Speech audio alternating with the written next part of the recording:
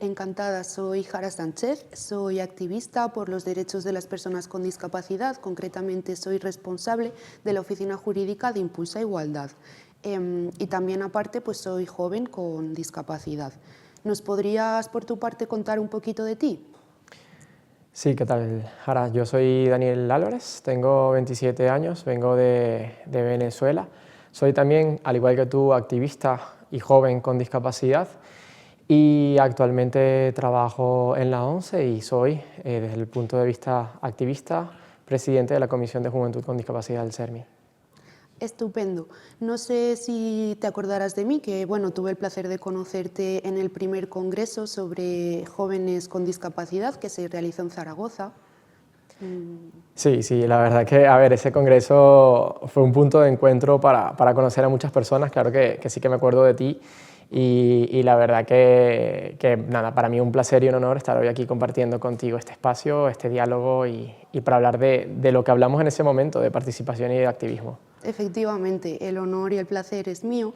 Quería aprovechar para preguntarte un poquito sobre quizás las conclusiones que has sacado ya teniendo estas semanas entre el Congreso y esta reunión acerca del mismo. Sí, a ver, conclusiones, pues lo que dices tú, ya que ha pasado un poco la marea del Congreso, ya hemos podido pensar con un poco más de calma y analizar los puntos fuertes y los puntos débiles del Congreso. La verdad que me he ido con una muy buena sensación porque para un joven activista ver que, esto desde un punto de vista personal, ¿no? Para un joven activista ver que en ese Congreso había también 125 jóvenes activistas, pues te hace sentir que hay más gente detrás de ti y lo más bonito es aún saber que detrás de esos 125 jóvenes hay miles de jóvenes que también son activistas, pero bueno, que por temas logísticos no pudieron formar parte del Congreso, pero que sí que estaban interesados y nos estuvieron siguiendo en redes sociales o nos estuvieron siguiendo en la parte previa o posterior al Congreso. Y es muy bonito saber que hay más gente como tú interesada en una causa común, con ganas de hablar, de compartir, de reivindicar y de hacer que las cosas cambien. Al fin y al cabo, el lema del Congreso era asegurar el motor de cambio y yo creo que hemos demostrado que sí que existe una generación que quiere ser y asegurar el motor de cambio. Pues sí, efectivamente, también bueno, con la declaración de intenciones que realizamos, yo creo que es importante recalcar pues, que los puntos eran interesantes y que esperemos que sirva para continuar un poco con nuestra lucha por la inclusión y la concienciación.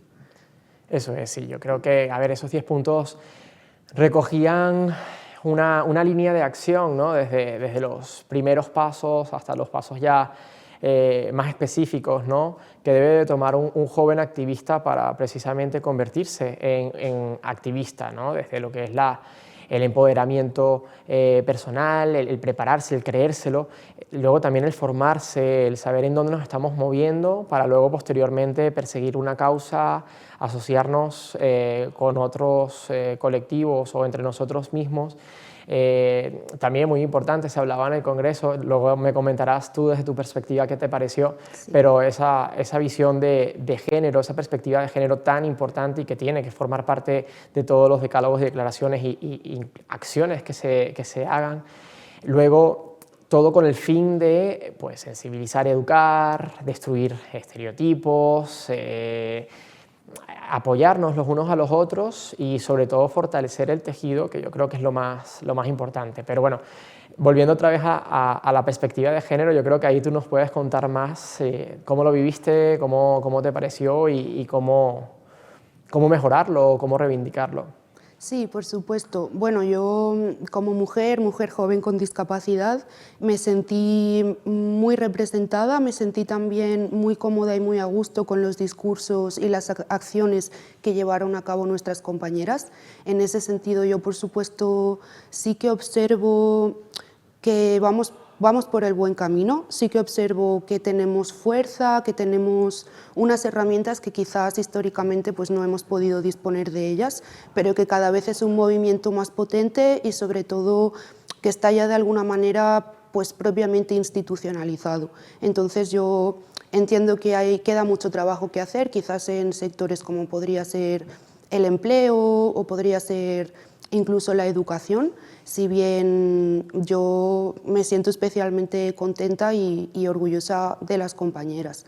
Yo lo que sí que quería preguntarte, tú como representante de la juventud en España con discapacidad, yo quería preguntarte ¿cómo observas tú o cuál crees tú que es nuestra representación en el ámbito político? Si crees que nos encontramos representados de una manera satisfactoria, hay una infrarrepresentación o quizás aún no hemos alcanzado esos, digamos, puestos representativos de poder que a lo mejor sí hemos alcanzado en el tercer sector, que donde ambos de hecho ahora mismo nos encontramos trabajando en el tercer sector. Sí, a ver, yo creo que sí se pudiera ver que pudiera hablarse de que hay alguna participación de personas con discapacidad, pero yo creo que no llega a ser completamente representativa. Es muy poca. Yo creo que las demandas de las personas con discapacidad deben de gestionarse y deben reivindicarse y deben de surgir a partir de las propias personas con discapacidad. Yo creo que congresos como el del fin de semana pasado ha demostrado que nosotros mismos valemos para representarnos por nosotros mismos. Tenemos a gente muy preparada en el ámbito político, pero que para poder llegar ahí tiene una serie de barreras y de obstáculos adicionales a cualquier persona. Hablando de estas barreras, te quería preguntar, es bien sabido que dentro del empleo existen unos cupos que están reservados a personas con discapacidad. Hablando un poquito, yo creo en este caso, del sector privado, quizás, no sé si coincidirás conmigo en que dichos cupos ayudan al acceso al empleo, pero no son una solución satisfactoria, ya que habitualmente este cupo se cubre con puestos de muy poca responsabilidad, como podrían ser puestos de limpieza o de conserjería. Entonces, un poquito la pregunta o quizás la reflexión es, existiendo jóvenes que estamos cualificados, que tenemos una educación superior y que tenemos una buena capacidad, ¿por qué pasa esto? ¿Por qué sucede? Y sobre todo, ¿qué podríamos hacer para empezar a ocupar los puestos que nos corresponden y que nos merecemos aquellas personas que hemos tenido la oportunidad de estudiar una educación superior y que, como venía diciendo, tenemos plena capacidad para poder desempeñar esos puestos? A ver, yo creo que, mira, y además muy al hilo del título de este proyecto, ¿no? Yo creo que tenemos que impulsar una inclusión con conciencia, ¿no? Porque ciertamente a nivel del empleo y sobre todo, ya casi que ni siquiera te diría discriminar entre privado y público, sino a nivel general, se produce la misma casuística, ¿no? Las empresas pues aplican esta medida porque lo exige así la ley, ¿vale? Pero no lo hacen con conciencia, no van más allá y no se preocupan por el por qué, por el para qué. Ciertamente lo que dices tú es preocupante que entramos a trabajar en una empresa pero asumimos puestos de poca responsabilidad, lo que sigue demostrando de que hay una infravaloración del colectivo, de que no se nos está contratando por nuestras capacidades y nuestras competencias, sino por nuestra discapacidad, y eso es terrible.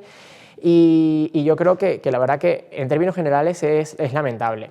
Luego, si a eso le sumas el hecho de que adicional a la dificultad que tenemos de acceder luego dentro de la propia empresa, no tenemos una asesoría, no tenemos una continuidad, no tenemos unas adaptaciones que nos faciliten y nos hagan sentir cómodos dentro de la empresa, pues también es una cuestión a destacar negativa, ¿no? No solamente se trata de entrar, sino mira, hay una frase que me gusta mucho que puede ejemplificar lo que quiero decir y es, no es dejar entrar, sino dar la bienvenida, ¿no? O sea, no es que simplemente yo pues ocupe esa cuota, que ya a nivel legal tú estés cumpliendo con los requerimientos, sino que yo como persona con discapacidad pueda sentirme cómodo y decir, pues yo tengo mis necesidades cubiertas, además estoy en un trabajo que me gusta, además está valorando mis capacidades, mis competencias y me tratan como un valor más dentro de la empresa. Yo creo que ahí debe estar la clave. Muchas gracias por esta reflexión, es muy interesante y aprovecho, tal como lo has mencionado, que nos encontramos esta mañana aquí y estamos teniendo esta conversación en el marco del proyecto llamado Inclusión a Conciencia, que pues es por parte del CERMI y el Real Patronato sobre Discapacidad. En este sentido, pues se van a mantener unas conversaciones y unos diálogos en los que tratamos temas de actualidad y también nuestras vivencias en torno a la toma de conciencia pues por parte de cualquier persona con respecto a las personas con discapacidad. En este sentido, ¿hay algo que tú quieras aportar o tienes alguna idea en relación a una inclusión más real de las personas con discapacidad en todos los sectores y ámbitos de la vida?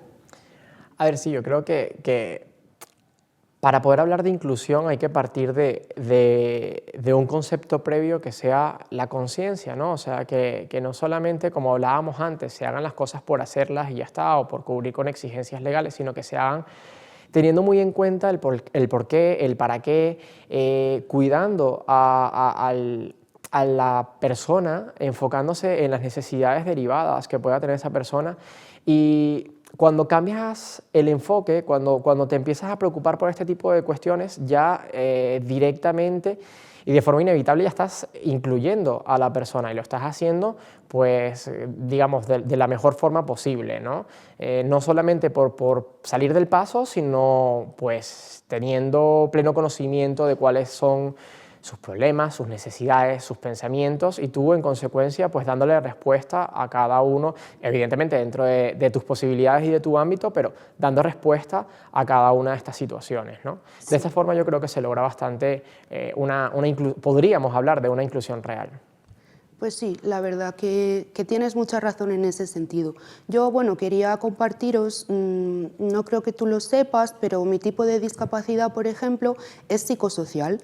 Es una discapacidad que yo enfrento mis barreras y tengo mi lucha diaria, si bien no es una discapacidad en principio visible, no es una discapacidad que otras personas puedan identificar por el mero hecho de mirarme, de mirar cuál es mi persona. Entonces, yo a lo mejor en ese sentido me siento a veces, o me he sentido un poquito infrarrepresentada, o siento que no se han tomado los apoyos que yo requería por esta misma razón, porque quizás si tú no me conoces, puedes pensar que yo no los necesite, cuando es una cosa que, como te digo, como es psicológica, no tiene esa representación externa.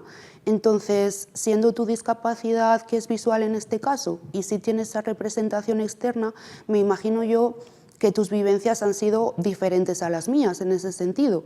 Entonces, me daba curiosidad preguntarte, así más en tu día a día, por ejemplo en estas últimas semanas, si has vivido alguna situación que se te haya hecho complicada o que hayas pensado, pues en este sentido todavía necesitamos avanzar un poquito. Si no es en el lapso de estas semanas, puedes retrotraerte como a, pues no sé, de un año para acá, alguna experiencia que tú hayas tenido. Mira, la verdad que lo que comentas de lo del tema de las discapacidades visibles e invisibles, pues ciertamente son situaciones a las que nos tenemos que enfrentar como personas con discapacidad en mayor o menor medida. En tu caso me imagino que muchas veces la gente se ha quedado sorprendida cuando le has dicho la discapacidad que tienes y a ver, es algo que se debe de normalizar, que también eres una persona con discapacidad como aquel que usa un bastón o como aquel que va en una silla de ruedas y que por ende no tiene que haber ese factor sorpresa y quedarnos maravillados o sorprendidos con que lo digas, ¿no?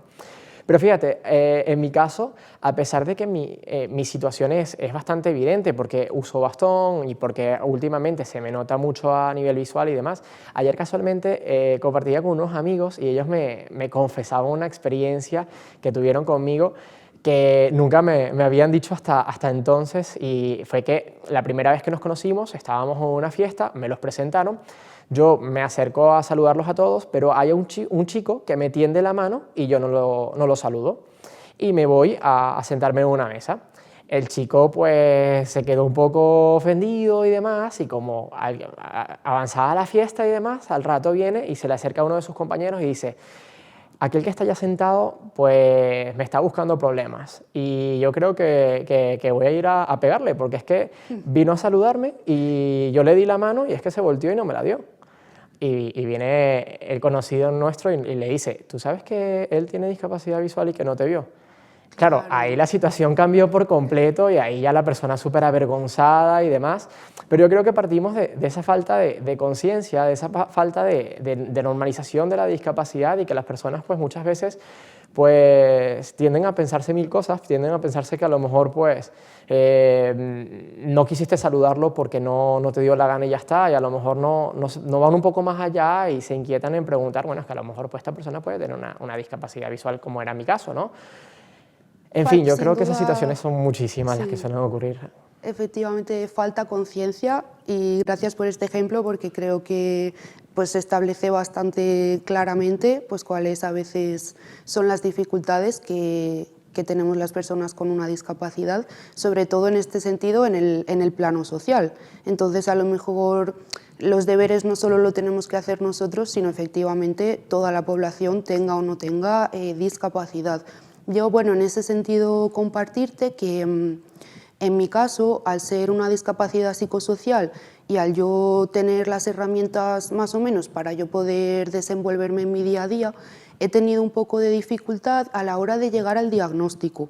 Eso además es algo que es bastante habitual en las discapacidades psicosociales y claro, es al final un problema porque quizás estás recibiendo tanto el tratamiento farmacológico como psicológico por una condición en concreto, cuando pasan unos años es otra y al final hasta que das con cuál es ese diagnóstico y cuáles son tus necesidades concretas, pasa un tiempo que, claro, es bastante importante y pues ojalá en ese sentido se acortaran esos tiempos y tuviésemos un diagnóstico acertado como creo que nos merecemos. Sí, a ver, mira, hay un libro ahorita conforme hablaba, se me venía a la mente un libro de Blue Jeans, que es un escritor, de hecho muy juvenil, por cierto, y él en sus libros creaba un club de los incomprendidos, ¿no? Y es una pena que al final nosotros como personas con discapacidad muchas veces nos tengamos que sentir parte de ese club porque la sociedad, y ya lo que dices tú, ya ni siquiera la sociedad, sino incluso la parte más médica y clínica de todo esto, pues no comprende, no logra dar con tu discapacidad y no se te llega a reconocer mediante un diagnóstico pues tu situación y al final durante todo ese tiempo hasta que sale una resolución pues tú o uno está en un limbo en donde no te sientes comprendido, en donde no terminas ni de pertenecer ni a un lado ni a otro, en donde la gente no te hace caso y yo creo que en términos generales como que eres más todavía invisible de lo que comentabas tú, eres ahora, aún ya teniéndolo reconocido, ¿no? Pues sí, bueno, no sé si te podría hacer dos preguntas que son ya un poquito a nivel personal, Sí, claro. Tú me dices ahora. Sí. Ambas son relacionadas con tu discapacidad. Sí. En primer lugar, y porque creo que es importante, ¿cuál es con qué denominación debo yo referirme a ti? Si, por ejemplo, preferirías persona ciega o persona con problemas de visión, en ese sentido, si me pudieras, por favor, explicar. Mira, justo mi trabajo fin de máster hablaba un poco de eso, ¿no? De lo que, como yo estudié lenguas modernas y luego hice un máster en discapacidad, autonomía personal y atención a la dependencia, pues aproveché de mezclar, como que unir esos dos puntos y hacer un máster que hablaba precisamente de eso, ¿no? De lenguaje y discapacidad. Yo creo que, yo en lo personal, ¿vale? Por no hablar en nombre de un colectivo, sino yo personalmente diría que para referirse a mí, pues me gusta, sí, que me digan persona con discapacidad, porque por un lado me reconocen como lo que soy, como persona, claro, y por otro lado, pues, digamos, ponen sobre la mesa mi situación, que es esa discapacidad, ¿no? Que no quiere decir que yo tenga menos capacidades que otras personas, sino lo que quiere decir es que tengo unas deficiencias que, como dice la definición de la Convención, ¿no? Que cuando interactúan con las barreras de la sociedad, cuando yo me enfrento a la realidad y al mundo real, pues sí que me ponen en una situación de discapacidad, de no poder. Pero no poder por mis deficiencias, sino no poder por las barreras que me pone esa sociedad. Eso por un lado. Y luego, también yo creo que no hay problema, o por lo menos en mi caso, llamar pues las cosas por su nombre. Ahorita me refiero a cosas como algo genérico, pero no quiero cosificar a las personas, vamos, pero me refiero a que yo soy ciego y no tengo problema en que la gente se refiera a mí como ciego. Al fin y al cabo es lo que soy, la definición de una persona ciega pues es la que es, y yo pues me siento representado en esa definición. Yo creo que todo el tema del lenguaje, y así lo concluía yo en mi trabajo de fin de máster, al fin y al cabo estamos moviéndonos en un terreno de eufemismos, ¿no? de temas tabú, que siempre e inevitablemente van a generar nuevos eufemismos. Es decir, hoy estamos hablando de personas con discapacidad, ya está saliendo nueva terminología que es personas con diversidad funcional. Mañana personas con diversidad funcional no nos va a servir porque históricamente se va a cargar de connotaciones peyorativas, y que sí o sí va a provocar que se genere un nuevo término para definirnos. Y eso al fin y al cabo es un ciclo interminable. Ocurre así con la discapacidad, ocurre así con muchísimos otros términos, de la sociedad, ¿no? Todo lo que es tabú, al fin y al cabo, es propenso a estar en un ciclo de eufemismos interminable. Pues muchísimas gracias. La verdad que me quedo con que me parece muy interesante esta frase que has dicho de que a veces no son nuestras propias limitaciones, sino que son las barreras que encontramos en el mundo exterior. Y en ese sentido preguntarte, ¿tú cuáles dirías que a día de hoy, desde tu propia perspectiva, son esas barreras que más te dificultan a ti en tu día a día un desenvolvimiento pues, propio dentro de la ciudad en la que vives, dentro del puesto de trabajo al que acudes o cuando haces tu ocio? Yo diría la actitudinal. Hay muchas barreras en la mente de la sociedad. Afortunadamente yo en mi día a día pudiera decir que lo que hago y en donde me desplazo son entornos accesibles. O sea, mi trabajo, pues tengo todas las herramientas tecnológicas para adaptar mis funciones a mi discapacidad. Luego, los desplazamientos que hago a casa o que hago por ahí, pues también son bastante accesibles. Afortunadamente, pues las calles en Madrid pues cuentan con todas las herramientas y las adaptaciones necesarias, el transporte también. Pero sí que nos topamos, digamos, día a día con esa barrera de la gente, ¿no? de la mentalidad, de la conciencia de la gente, pues que te considera gente que te ayuda, gente que no, gente que te ve cruzando un paso de peatón y te patea el bastón y no se preocupan por pedirte disculpas ni nada, sino que siguen caminando y ya está. Y no tienen en cuenta que por patearme el bastón, pues a lo mejor me desubicaste, me desorientaste, y en un paso de peatón largo a lo mejor yo puedo dejar de hacer una línea recta para llegar al otro lado y a lo mejor hacer una línea diagonal y meterme hacia la vía. Y la gente no es consciente de ese tipo de detalles, y eso yo creo que lo vivo, pues no voy a ser exagerado y no te voy a decir a diario, pero sí te voy a decir que por lo menos 2 o 3 veces a la semana me ocurre. Y la gente no es capaz de detenerse a pedir perdón o incluso estar un poco más pendientes de que hay personas con discapacidad que también andan en la vía igual que ellos, y a quienes hay que respetar y a quienes no hay que ponerse lo más difícil. Por supuesto, sin duda falta todavía mucha toma de conciencia, y pues aquí estamos, ¿no? Intentando... Pues, y yo creo que en tu caso, con una discapacidad, como hablábamos antes, invisible, pues nos puedes contar incluso tú cómo es, ¿sabes? Porque si es de esta forma y yo tengo estas barreras siendo visible, o digamos más o menos visible, imagínate cómo sería en tu caso, que al fin y al cabo, pues me imagino que tienes que lidiar con muchas más explicaciones a diario, ¿no? Sí, efectivamente. La verdad que se hace a veces complicado, y me siento a veces un poco invisible yo también, no solo mi discapacidad. Sí que me ha venido así a la mente una cosa, porque a mí se me hace curioso. Yo, mira, cuando cojo la Renfe, cuando cojo AVE, utilizo el servicio que tienen de asistencia para que me sea más fácil, por ejemplo, pues pasar por el control, que en los lugares donde hay muchos estímulos o mucha afluencia de gente me cuesta un poquito a nivel sensorial. Me suele pasar que voy a solicitar la asistencia y me dicen, bueno, ¿y para quién es esta asistencia? Les digo, pues para mí que estoy aquí solicitándosela. Ah, pero si a ti no se te nota nada, ¿tú qué vas a necesitar? No te puedes imaginar las veces que me ha pasado esto. Yo, claro, a mí me entristece cuando por parte de la sociedad suceden estas cosas, pero más me entristece aún cuando sucede por parte de trabajadores que en principio deberían tener esa conciencia. Claro. Con lo cual, mi reflexión al final es, hace falta hacer mucho, pero no solo en la sociedad de a pie, hace falta hacer mucho todavía en todos los ámbitos.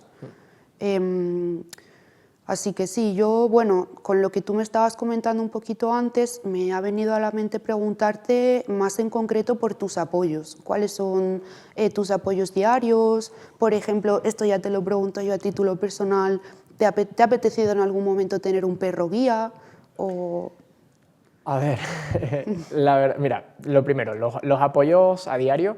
La tecnología. Yo creo que sin la tecnología, de hecho ayer lo hablaba y esta semana lo hablaba con compañeros, y la tecnología es clave para podernos permitir todavía seguir en el juego, ¿no? Estar en el juego, poder estar conectados, y además en el mundo de la información en el que vivimos hoy en día, pues si no estás en la ola, pues te quedas fuera. Y la tecnología la verdad que nos ha facilitado mucho la vida en ese aspecto. Yo diría que como herramienta principal esa, como segunda herramienta principal y también casi que más importante que el anterior, porque sin ello no pudiera tener autonomía, que también es un concepto muy importante, es el bastón, ¿no? Sin él, pues al fin y al cabo, hoy por hoy veo el bastón, al principio me costó mucho aceptarlo, pero hoy por hoy veo el bastón como una extensión de mi cuerpo, es decir, que no puedo salir a la calle sin él. Y de hecho ya muchas veces pues a lo mejor salgo con personas que sí que ven y que me guían y lo que sea, y ya mi reacción siempre es coger el bastón, y ellos me dicen, oye, pero ¿para qué lo llevas? Si quieres no lo lleves y tal. Y yo le digo, no, es que yo lo tengo que llevar, es una extensión de mi cuerpo y lo necesito. Además así la gente también, pues cuando vas caminando por la calle, ve el bastón y se apartan, o si se tropiezan, pues no vienen y te insultan o te dicen cualquier cosa, porque ya saben bueno, que eres una persona con discapacidad visual, ¿no? Ahora, lo del perro guía, pues sí que me encantaría, la verdad. Lo que pasa es que, si te soy sincero, aquí hay una cuestión de responsabilidad, ¿no? y de poderle dedicar tiempo, y además tiempo de calidad, porque al fin y al cabo, aunque para uno es un apoyo, no deja de ser un ser vivo, no deja de ser una mascota, porque al final le coges cariño y lo quieres como uno más. Entonces tienes que tener tiempo para poderlo sacar, no solamente sacar por sacarlo, sino que pueda pasear, que él también pueda relajarse, porque al fin y al cabo, mientras él está trabajando contigo, pues es que son horas y horas continuas de trabajo en donde él está en modo trabajo. Entonces imagínate a un humano que lo tengas 10 horas trabajando constantemente sin parar y que no le des pues al menos una hora o media hora de esparcimiento. Es que al final, pues psicológicamente se hace todo más complejo, ¿no? Lo mismo ocurre con los animales, y por eso es que al final me gustaría, pero tengo que organizar mi vida para yo poder saber que le puedo dedicar tiempo de calidad. Y ya luego, por comentar un último apoyo, y así yo creo que un poco más sentimental y emocional, yo creo que el apoyo de la familia y de las amistades es importantísimo, ¿no? Sobre todo porque yo creo que ellos son los que te demuestran día a día de que hay que seguir adelante, son los que te ayudan en todo ese proceso, sobre todo de duelo al principio y demás, y yo creo que es muy importante eso. No sé. ¿Cómo lo has vivido tú? No sé, sí. Eso también te lanzo la pregunta a ti también, porque me da curiosidad, ¿no? Saber también cuáles son tus apoyos del día a día. Vale, estupendo. Pues con respecto a mis apoyos, en mi caso es bastante terapia psicológica. Yo tengo la suerte de poder contar pues, con un psicólogo privado al cual acudo todas las semanas y hacemos pues, nuestra terapia. Habitualmente salgo llorando, pero son cosas que hay que pasar para un futuro un poco mejor. Luego, desde la Comunidad de Madrid también tengo la suerte de contar con apoyo psicológico. De igual manera, pues acudo a un centro de salud mental donde pues hay profesionales que igualmente me llevan y me acompañan en todos los pasos de mi vida.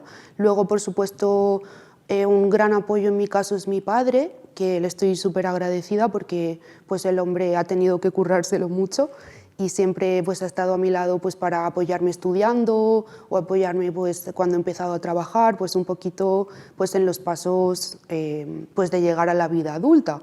Y luego las amistades. Si bien es verdad que cuando la discapacidad tiene una naturaleza más psicológica, a veces hay como, ¿cómo explicarte? Pues ciertas complicaciones que a la gente le cuesta un poquito más entender, porque igual volvemos a lo mismo, volvemos a que cuando es una discapacidad física, la persona lo puede ver desde el principio y puede entenderlo, y pese a eso, como hemos hablado en esta charla, los apoyos no son lo suficientes, ni la conciencia. Entonces, cuando la discapacidad es psicológica, pues pasa que cuesta un puntito más de entender por parte de la sociedad, pero igualmente yo me siento muy afortunada de la familia que tengo, la compañía que tengo, y también aprovechando me siento muy afortunada del lugar de trabajo en el que estoy y de la oportunidad que me han dado mis compañeros y compañeras de Impulsa Igualdad, porque me hacen sentir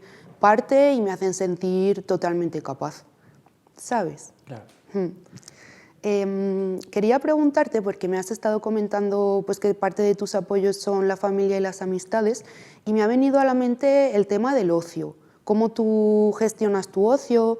¿Qué hobbies tienes? Si quizás has tenido que limitar algún tipo de hobby por tu condición, y cómo más o menos te gestionas en ese sentido.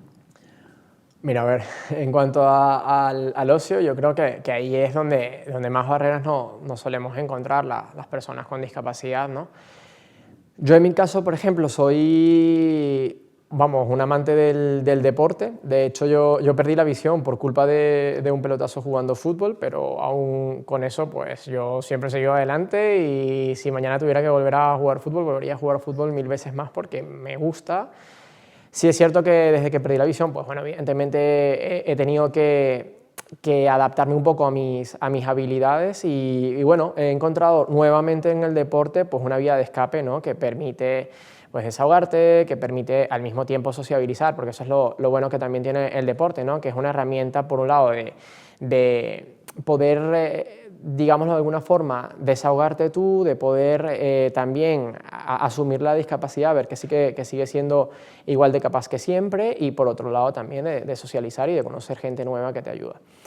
Pero lo que te decía, al final aquí es donde se consiguen más barreras, porque claro, la gente pues se sorprende cuando de repente llega a un gimnasio y ve a alguien entrenando.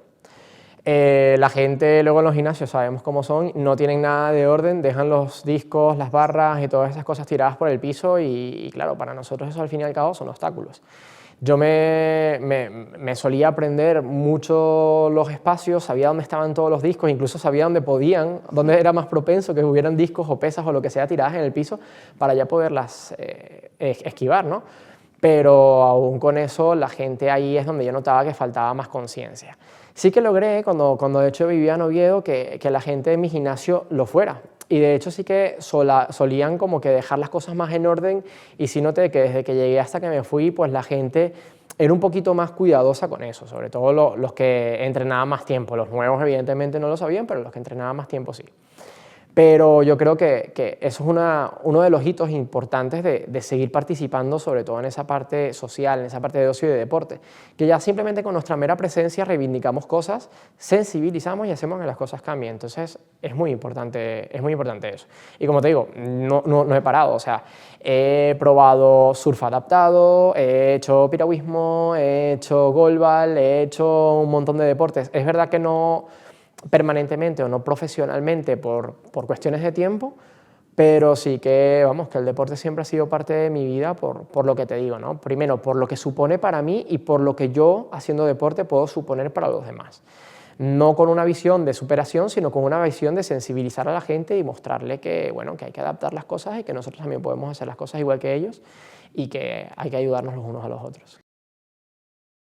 Pues esto me lleva a recordar el Congreso de Jóvenes con Discapacidad que se celebró en Zaragoza hace poquito, donde tuve el placer de conocerte y donde tuvimos también todos el placer de poder escuchar las historias de deportistas paralímpicos de la talla pues, de Teresa.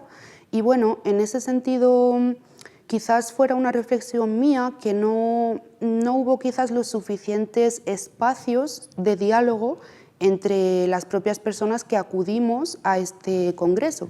No sé tú qué opinión tienes sobre ello, si a posteriori recibiste algún tipo de feedback en este sentido, o qué opinas tú. Sí, a ver, cierto es que faltó más espacio para podernos conocer entre nosotros, ¿vale? Porque yo creo que siempre va a haber poco, siempre vamos a querer más espacio, porque sí es cierto que hubo espacio dedicado a eso, porque luego de los conciertos, luego que se acababan todas las jornadas y demás, pues la idea era compartir y conocernos entre nosotros, como de hecho tuvimos oportunidad de hacerlo muchas veces en el restaurante y demás. Pero sí que a lo mejor para futuras ediciones se pueden hacer más mesas redondas, más diálogos, más debates entre nosotros mismos, ¿no? Yo creo que la intención con este primer congreso era clara, ¿no? Era hacer, pues, dar un primer paso que sea continuidad, o que tenga continuidad, ¿no? Que pueda tener otros pasos que lo sigan, y por eso fue que decidimos enfocarlo desde un punto de vista más de ponencias, más expositivo, por así decirlo, ¿no?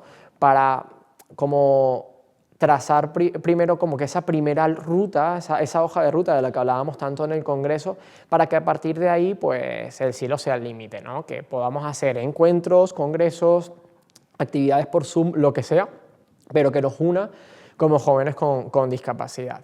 Y yo creo que me alegra mucho que la gente se haya ido con esa sensación, que la gente se haya ido con ganas de a lo mejor de alguna mesa más, de alguna actividad más, de algo más dinámico o alguna cuestión más, porque eso a nosotros como organizadores del evento nos hace sentir de que los hemos dejado con ganas, y eso es importantísimo. Eso es importantísimo, que se siga teniendo esa chispa de decir, pues mira, yo en un futuro lo haría de esta forma, o yo en un futuro pues lo haría aquí, lo haría allá, metería esta actividad o lo que sea. Eso es importantísimo para poder asegurar pues esa continuidad, ¿no? del Congreso, que es en este caso lo que esperemos que sea. Sí, eso es, que a veces no es tanto solo quizás tener esa reflexión o dar esa opinión, sino nosotros y nosotras también esforzarnos e hincar los codos por aquello que queremos y por lo que tenemos que luchar, ¿no?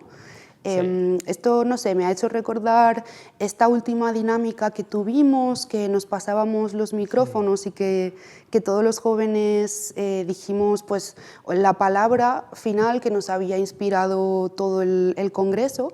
Y en ese sentido, pues yo creo que fue emocionante, porque se vio como personas muy diversas, con condiciones totalmente diferentes, y que nos sentimos a veces muy distintos entre nosotros, nos logramos sentir muy en familia y nos logramos sentir muy en comunidad. Entonces, toda esa motivación y ese cariño que yo creo que se respiró aquel día, pues que esperemos que sirva para avanzar y para estar en movimiento constante. Es que yo creo que sí que somos una familia, ¿sabes? Sí que lo tenemos que ver desde esa perspectiva, y incluso en el propio Congreso lo decía, y siempre mantengo ese pensamiento, ¿no? Que tenemos que unirnos entre nosotros, porque entre nosotros podemos lograr grandes cosas, y luego también, evidentemente, igual de importante es unirnos entre nosotros, pero también unirnos con otras personas sin discapacidad, ¿no? y por otras causas y demás. Pero sí es muy bonito, y fue muy bonito y muy emocionante ver cómo fuimos capaces de hacer una cadena de palabras que básicamente lo que demostraba era que somos capaces de unirnos, en una dinámica muy simple, pues poder sincronizarnos y hacerlo todo al unísono, ¿no? Eso es genial. Y ciertamente, antes lo hablábamos, ¿no? Que yo tuve la oportunidad de conocerte en el Congreso, pero que no pude conocerte realmente en profundidad, hablamos muy poco, y al final sí que gracias a conocer a otras personas con otras discapacidades, incluso como es tu caso, ¿no? Una discapacidad, como llamas tú, invisible, pues nos hace incluso sensibilizarnos y educarnos entre nosotros mismos, porque es normal que por más que te muevas dentro del colectivo, por más que seas activista de la discapacidad, pues siempre siempre, siempre, siempre va a haber algo que aprender. Y no solamente porque se trate de la discapacidad, sino que yo creo que la vida es así, el mundo es así. Siempre vamos a aprender cosas nuevas y eso es lo importante del networking, del intercambio, del contacto, ¿no? Que siempre va a haber una experiencia nueva que vas a vivir y que te va a dejar un aprendizaje. Muchas gracias, Daniel. Me has hecho sonreír. Estoy sonriendo en este momento. Pues sí, pues sí. Mira, yo te quería preguntar, te estoy preguntando mucho. No, no te preocupes. Vale, pues mira, todo este tema de la inclusión, de sentirnos familia, de sentirnos en nuestro espacio, de sentirnos empoderados, ¿cómo tú crees que podríamos trasladarlo a las escuelas? Pero también tú, como joven con discapacidad que tiene educación superior y que actualmente todavía te encuentras estudiando, de hecho, un máster, ¿cómo tú lo has vivido y qué conclusiones sacas? A ver, yo diría que hay que acercar todo lo posible la discapacidad a la educación, ¿no? Hay en el Congreso, de hecho, creo que, si mal no recuerdo, fue Enrique Bernabeu, el influencer, decía que al final la educación es una semillita que evidentemente se siembra en el colegio, pero que se riega en casa. Y yo creo que hay que acercar, y por ponernos aquí súper anafóricos en este aspecto, hacer una analogía, hacer una comparación y acercar a esa semillita el abono de la discapacidad. Es decir, que esa semillita absorba lo que son los valores del mundo de la discapacidad, lo que significa una discapacidad, las necesidades que tiene una persona con discapacidad, que esa semillita comience a normalizar este tipo de situaciones para que luego, poco a poco, cuando crezca, pues crezca habiendo sido nutrida de todas estas experiencias y todos estos conocimientos que hagan a esa planta en un futuro pues normalizar todas estas situaciones, ser mucho más inclusiva, ser mucho más abierta, ser mucho más solidaria, que es lo más importante.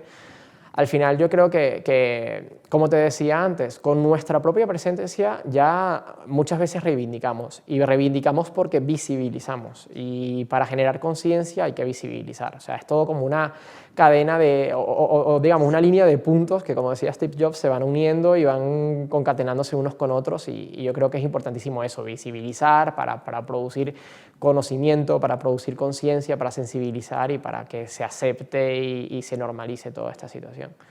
Pues sí, qué bonito. También en las escuelas al final creo que sensibilizar es un ejercicio de empatía, y es un ejercicio de empatía que, como tú dices, al final puede conectar con diversos puntos que no tienen por qué ser el del origen. O sea, si tú a un niño y a una niña les explicas sobre empatía, seguramente traten mejor a los animales, traten mejor a las personas mayores o incluso tengan más conciencia con el medio ambiente, que son temas que siempre son importantes y que a mí me parecen fundamentales.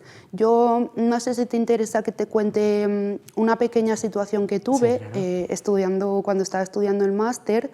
Yo recuerdo solicitarle a la persona responsable una pequeña adecuación a la hora de hacer los exámenes y explicarle que es porque yo, dentro de mi circunstancia, tengo un diagnóstico de déficit de atención que me dificulta muchísimo la concentración, depende de en qué entornos. Y yo allí, realizando un examen que al final es de leyes, que tengo que estar muy concentrada, y la respuesta de él fue decirme, así de forma un poco socarrona, que bueno, que es que al final déficit de atención tenemos todos, de una manera o de otra. Y bueno, yo, claro, pues le sonreí, pero un poco lo que hay que explicar es que a ti te puede costar un poquito más o menos concentrarte, pero que no tienes tú por qué hacer de menos a una persona que tiene un diagnóstico y que ha tenido todas unas vivencias que le llevan a pedirte, por favor, que le hagas ese pequeño ajuste. Entonces, pues yo, como persona con discapacidad invisible, quizás pues mi testimonio iría un poquito más por ese lado. Son esas como las circunstancias que tengo que ir solventando. No sé si tú has vivido algo parecido dentro de la tuya. Sí, a ver, lo que hablábamos antes, ¿no? El hecho de que en mi caso sea más visible, pues me evita tener que dar más explicaciones, ¿no? En tu caso tienes que explicar mucho más, luego te consigues gente que es un poco más receptiva a entender, luego te consigues gente que es un poco más drástica y pues no quiere empatizar contigo y no le da la gana y ya está. O sea, al final esas son situaciones que supongo que yo creo que todos vivimos en mayor o menor medida. Yo sí que, a ver, situaciones de exclusión en la universidad, yo creo que por suerte tuve pocas, ¿vale? Más allá de, bueno, de explicar qué ves, qué no ves, porque luego mucha gente, pues, de hecho me sigue pasando muchísimo, incluso en casa, que me dicen, es que yo creo que tú sí ves, y yo digo, a ver, no es que, que vea o no vea, es que al final luego tienes unas técnicas de orientación y te orientas en un espacio que parece que efectivamente veas. Pero no veo, ¿sabes? O sea, al final el hecho de que tú te puedas desenvolver bien o el hecho de que sea más o menos visible tu discapacidad digamos, no la esconde del todo, la sigues teniendo y ya está, y es responsabilidad de la sociedad pues aceptarla. A mí me da mucha risa, hace poco me pasó, de hecho, el fin de semana antes del Congreso de Aragón venía de Valencia y claro, venía con la gente de la asistencia y un niño chiquito vio que nos pasaban y le ha empezado a gritar a la madre, que los cuelan, y apuntarnos a nosotros. Y claro, yo me volteo, le sonrío a la madre, pues la madre se puso muy nerviosa en ese momento de, madre mía, qué barbaridad está diciendo el niño y tal, pero claro, yo como que me volteé para sonreírle y decirle, no pasa nada, es un niño y no pasa nada. Y luego la madre sí que hizo, que yo creo que es lo más importante, esa función pedagógica de explicarle al niño, no lo están colando. Ellos tienen una discapacidad y están yendo con un señor que los ayuda a subir al tren y demás, y le explicó al niño, pues porque yo llevaba bastón y todo eso. Y yo creo que ahí está la clave. Al fin y al cabo, educar. Y los niños, sobre todo en esas etapas tempranas de la vida, están muy receptivos, son muy curiosos y casi te diría que aprenden por ellos mismos. Yo con mi sobrino en casa es impresionante. Yo nunca le he dicho cómo tiene que tratarme. Y él simplemente, a lo mejor de ver actitudes de mis padres hacia mí o conductas mías o lo que sea, ya él solito ha aprendido a hacer algunas cosas. Recuerdo hace poco entraba a su habitación y él me decía, prende la luz. Y yo le decía, ¿pero dónde está la luz? Y él agarró y me cogió la mano y puso su mano sobre la mía y me la puso donde estaba el interruptor de la luz, ¿sabes? Y nadie le dijo que tenía que hacer eso. Lo aprendió él solito, por lo cual yo creo que la educación, lo que hablábamos antes, el acercar la discapacidad a la educación y sobre todo en etapas tempranas, de modo que la transformación venga pues desde esas generaciones que al fin y al cabo van a ser en algún punto futuro de la sociedad y donde luego los cambios van a verse más marcados, ¿no? Evidentemente, sin olvidarnos de la actualidad, del presente y del resto de generaciones que conformamos la sociedad, que también poco a poco hay que sensibilizarlas, aunque lo que digas tú, que hay veces que te conseguirás con personas que son más empáticas, menos empáticas, personas que lo acepten ellos, porque es que lo increíble es que lo tienen que aceptar ellos, no nosotros, y es normal. Yo creo que esas situaciones es nuestra misión, pues bueno, reivindicar con nuestra presencia, como te decía antes.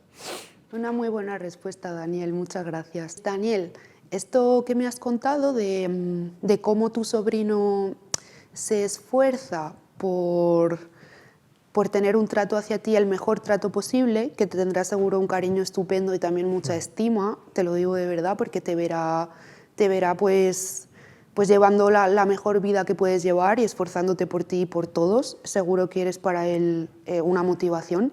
Quería preguntarte, ¿tú te planteas tener familia? No sé si tienes pareja, ¿cómo te imaginas tú una vida independiente? También, bueno, pues tienes al final 27 años, estás en ese proceso, supongo, no lo sé, de pues que has acabado de estudiar, estar trabajando, empezar a tener esa autonomía. ¿Cómo lo vives tú?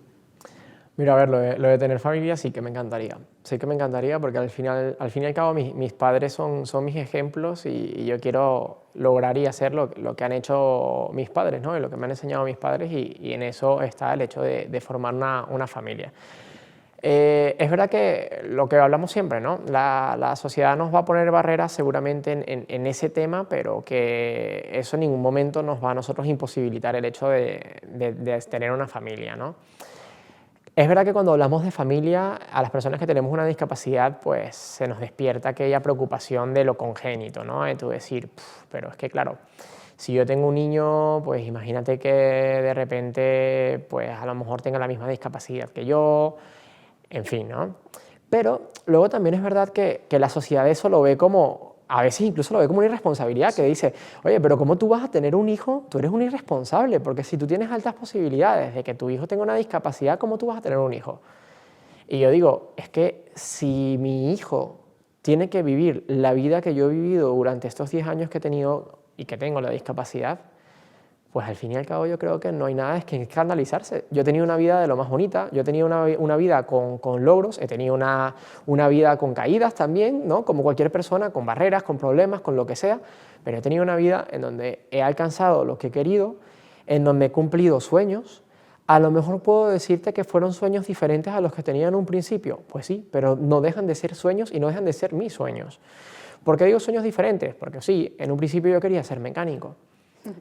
A ver, tienes que hacer algunos ajustes a tus capacidades y a tus habilidades, ¿no? Pero quiero decir que eso en ningún momento supuso el hecho de que yo fuese una persona frustrada o el hecho de que yo fuese una persona que no puede perseguir sus sueños, ¿no? Y si dentro de mis sueños está hacer una familia, si dentro de mis sueños está alcanzar cosas, pues, ¿por qué no? No creo que haya nada de irresponsabilidad en ese tema y yo creo que al final, lo que te digo, mi vida no ha sido una desgracia.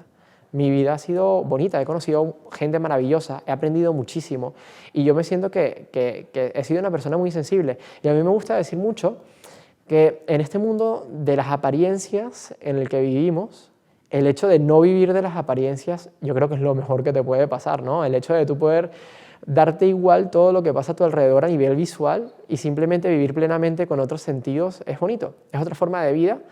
Y yo creo que luego también te sensibiliza mucho y te hace ser mucho consciente de otras cosas que tienen igual de importancia y que hay que valorar. Hay que valorar y como te digo, yo creo que si a mi generación, a mi descendencia le toca vivir la misma vida que yo, pues no sería mala. Y de hecho te digo, si a mí mañana me das la oportunidad de elegir volver a comenzar otra vez mi vida desde cero y llegar justo al momento en donde tuve el accidente que perdí la visión y demás, yo volvería otra vez a jugar fútbol, a que me dieran el pelotazo y a que luego pasara todo lo que ha pasado, porque para mí simplemente ha sido maravilloso y ha sido muy bonito y es que no me arrepiento, no me arrepiento y nunca he visto mi discapacidad como algo malo, como una desgracia, sino que lo he visto como una forma diferente de vivir que al fin y al cabo es muy bonita. Qué bonito, Daniel. ¿Tú cómo lo ves?